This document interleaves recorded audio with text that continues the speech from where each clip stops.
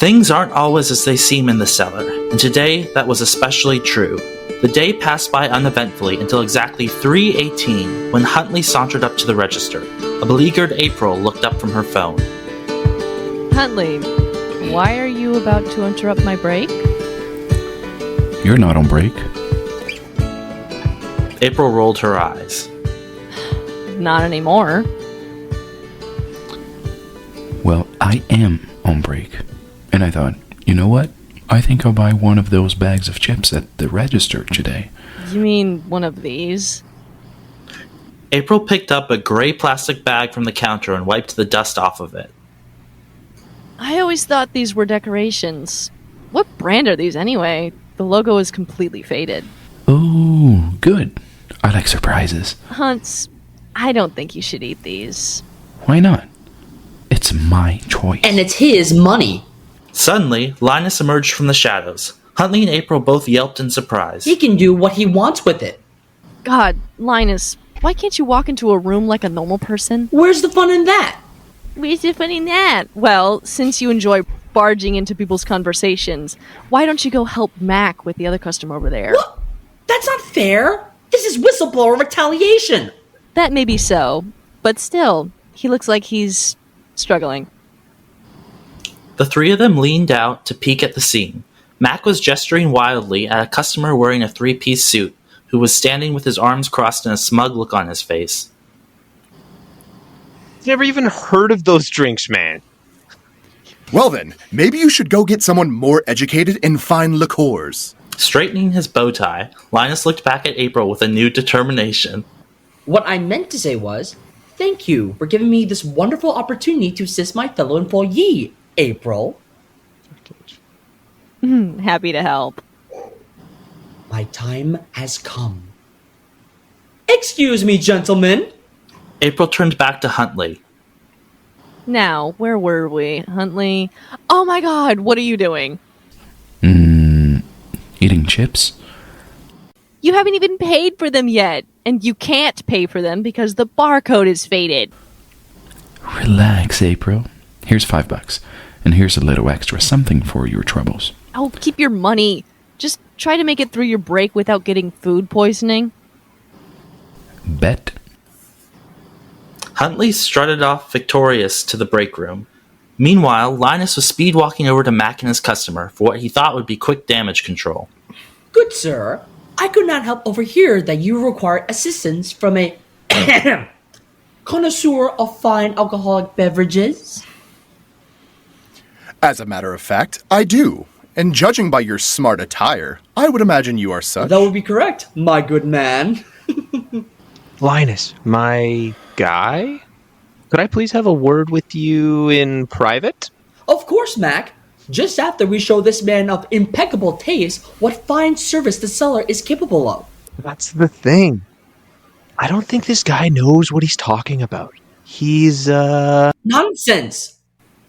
Look, I know you've been here for most of the summer, but you have a lot more to learn about the fine liqueurs before you're ready to judge someone else's expertise. Well said, young man. Now, bring me your finest Blavington. Our what? You heard me. But if you don't have that, I'll take a Ménage à Trois. Oh, I think it's pronounced... I know how it's pronounced. I just went through all of this with the muscular one. Don't tell me you're an ignoramus as well. Linus shot a worried glance at Mac, who just shrugged. tried to tell you. Well, we can still fill this order. How about this? Why don't you describe to us the exact type of experience you need, and I and my associate will gladly match a beverage to your description. Ooh, a surprise. I like surprises. Deja vu. Very well. I need something bold, aromatic, deep like the ocean and strong like her waves, yet gentle as a mother lion with her cubs. Gentle lion with cubs? Okay. We're on it. Let's go, Mac. If you say so. Back in the break room, Huntley was leaning back in his chair, licking the chip dust off his fingers. May, Oscar, and Sailor sat watching, horrified.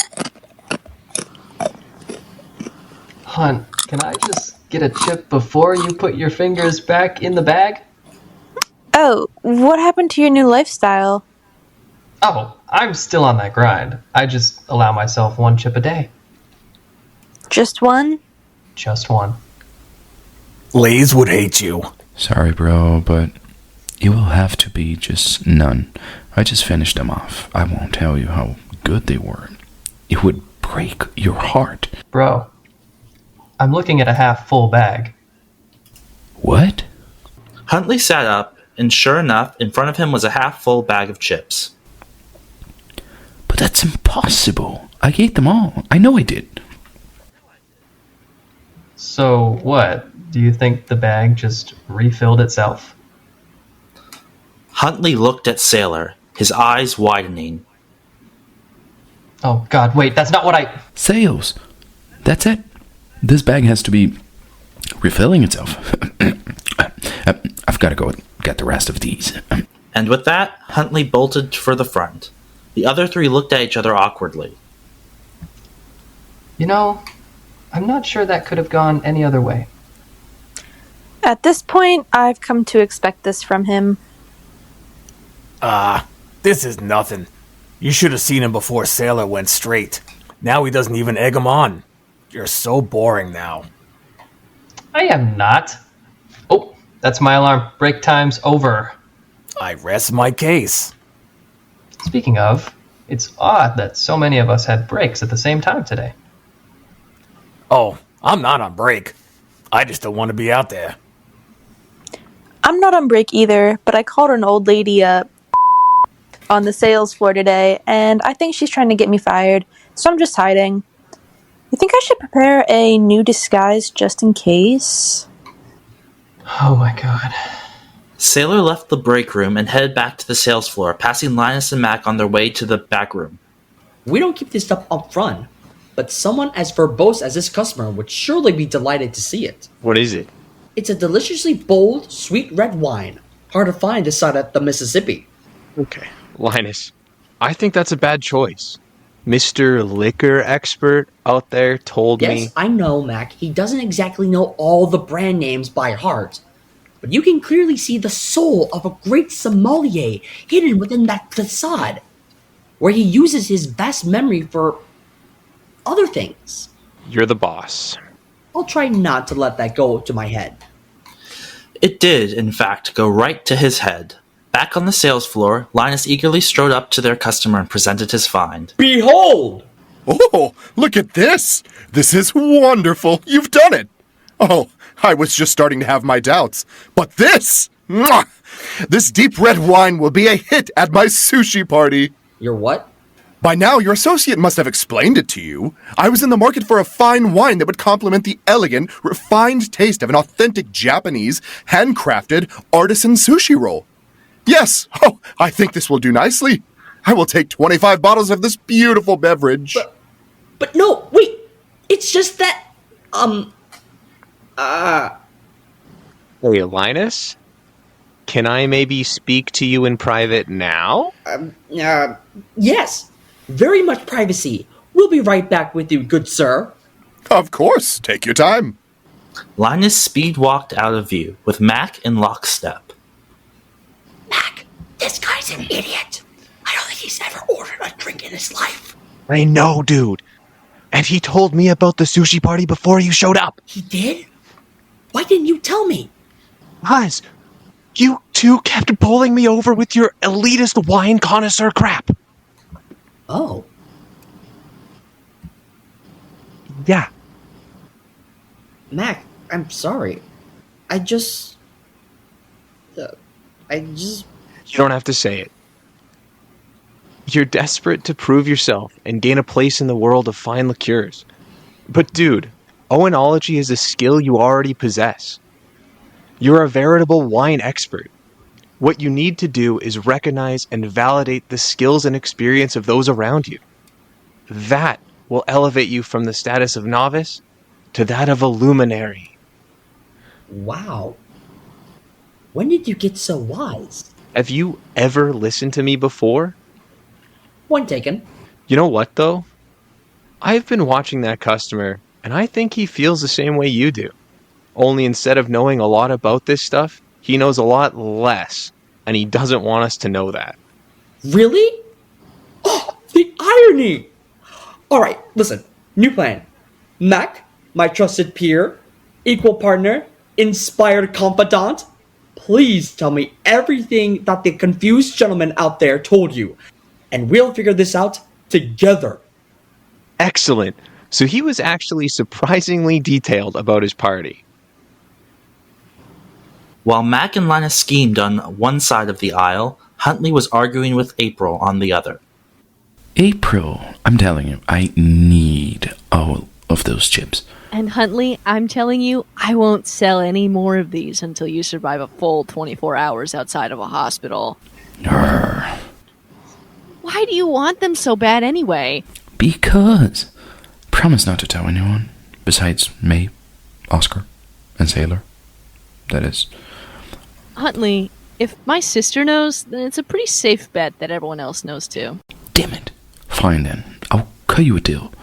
You can have half of those infinite chip bags. Say what now? April, these chips, they haven't run out yet. So finish them. That's the thing. They never run out. They just keep coming. Now I'm starting to think the chips did make you sick. Oh, come on, April. You don't believe me.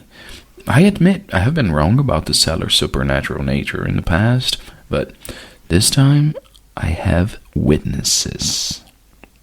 Who? A dangerously old man, a woman whose whole identity is a lie, and a guy who's got his nose buried in self-help books? Yes. They saw you. Empty your bag, and the chips refilling themselves. Well, no. But they did see me eating them all, and then they were full again. That's not proof! You just didn't realize you hadn't eaten them all! Oh, you want proof? Fine, I'll give you proof. He raised the chips out in front of him and overturned the half-empty bag, spilling its dusty contents all over the floor. He was, unfortunately, too busy staring at her to notice that Emmett had walked in right at that moment. Huntley, what the Emmett, I'm just testing the supernatural properties of... No, you are not! You are cleaning up whatever this is right now! Yes, boss. Huntley tossed the bag onto the counter and scrambled for a broom. Emmett just sighed and rubbed his temples. Honestly, what am I even paying you guys for at this point? At this point, ghost hunting. I know that something weird is going on with this cheap. The only thing weird going on here is you dumping out half of your chips right in front of the register. I'm putting the rest of these in the office until your shift is over. Wait, but... Don't act so surprised. You're lucky I'm not firing you. Not like we could get a replacement anyways. Emmett grabbed the half-full chip bag and would have stormed off if not for a cursory glance at the rest of the chips on the counter. Actually, wait a minute. Whoa, these chips were new back during my mullet days. Emmett ran a longing hand over his bare scalp. Composing himself, he grabbed the rest of the chips and headed to his office. Huntley stood, mouth gaping, looking back and forth between Emmett and April. April, of course, did nothing. Go on, say it. First of all, that proves it. That chip bag is somehow connected to an infinite source of chips. Secondly, we need to get those bags back. They could end the world hunger. They could make me, us, rich. Suddenly, someone tapped Huntley on the back. Excuse me. I've been waiting to check out since I'll cut you a deal. Right. Sorry, sir, or ma'am. Excuse me. April, we'll continue this talk later. Huntley swept up and ran off, leaving April and the annoyed customer alone. The customer, sensing an awkwardness, cleared their throat. So, did you just fill up the chip bag when he wasn't looking? Oh, he probably just didn't dump them all out, sir and or ma'am. I may be Sherlock Holmes compared to this guy, but I am not an agent of chaos. Oh. As that customer left April pondering, Linus and Mack passed by, wheeling an empty cart back to their own customer. He stared at them for a moment, perplexed. What is this?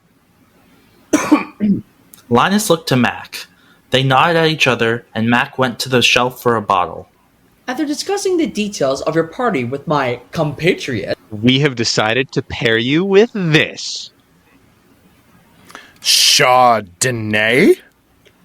Chardonnay.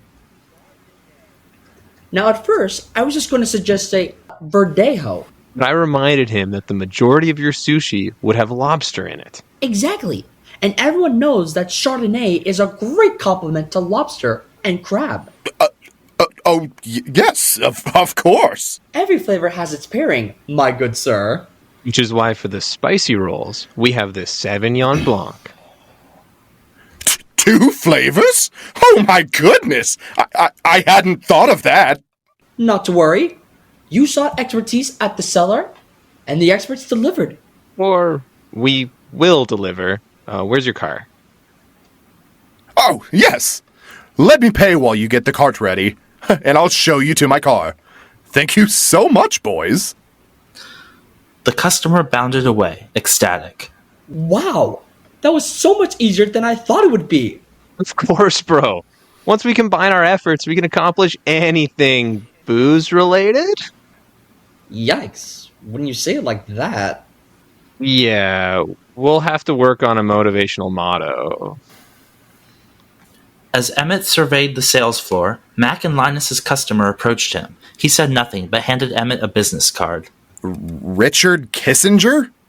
The renowned sommelier? Shh, not so loud. I'm incognito today. I just like to check out local liquor stores when I travel.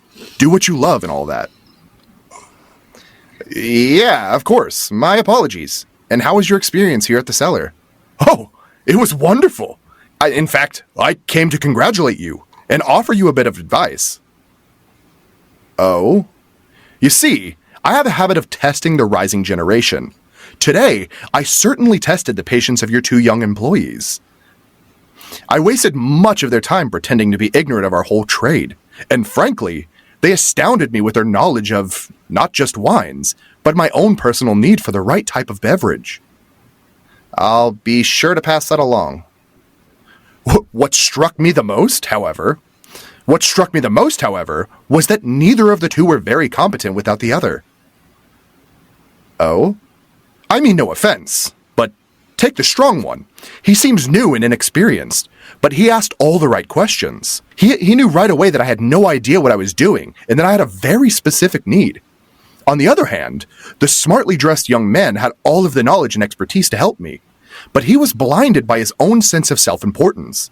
He strikes me as an ambitious and aspiring young man. That would be an understatement.